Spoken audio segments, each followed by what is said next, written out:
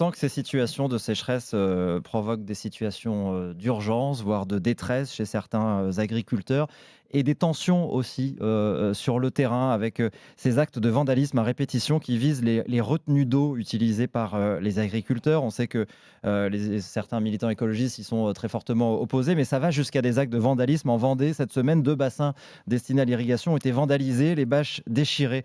Vous comprenez ces actions, Sandrine Rousseau, ou est-ce que vous les dénoncez?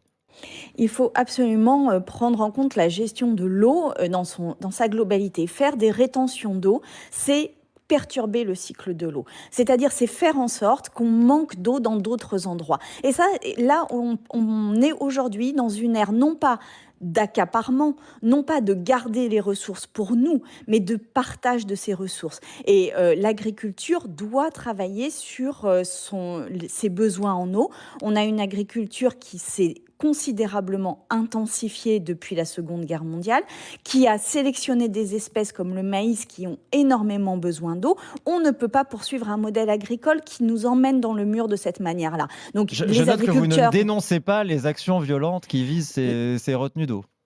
les agriculteurs doivent absolument revoir leur méthodologie D'accord, et donc vous approuvez ces actions.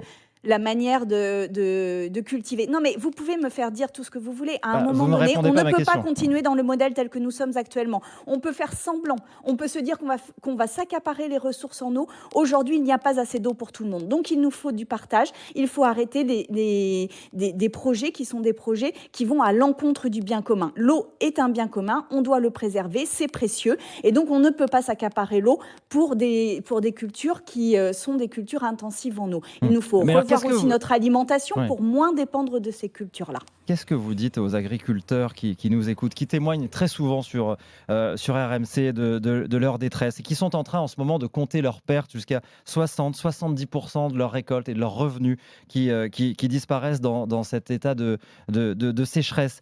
Quelle est la solution? Sans eau, il n'y a pas d'agriculture. C'est ça qu'ils disent.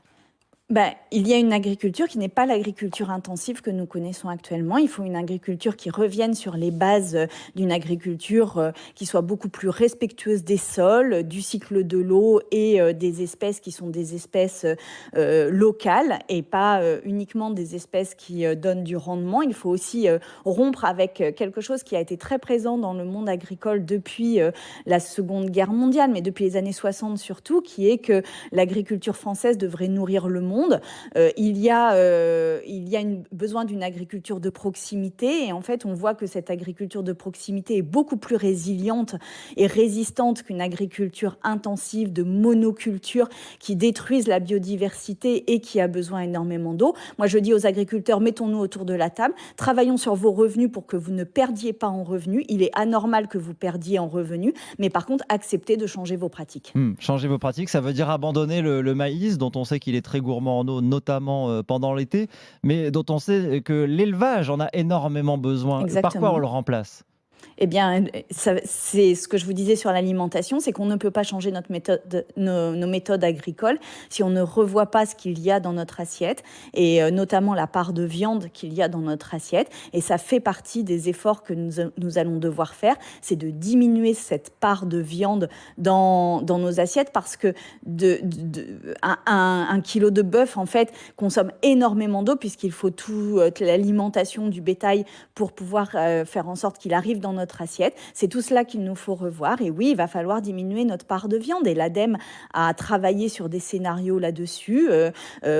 C'est aussi se nourrir mieux, hein, de diminuer la part de viande, c'est être en meilleure santé. Eh bien, ça fait partie de ces défis que nous avons face à nous. Et encore une fois, on peut juger qu'ils sont trop importants, qu'ils sont trop désagréables, mais les feux, la sécheresse, les événements extrêmes, les inondations, les orages, tout cela est bien plus désagréable que de se passer d'un beefsteak.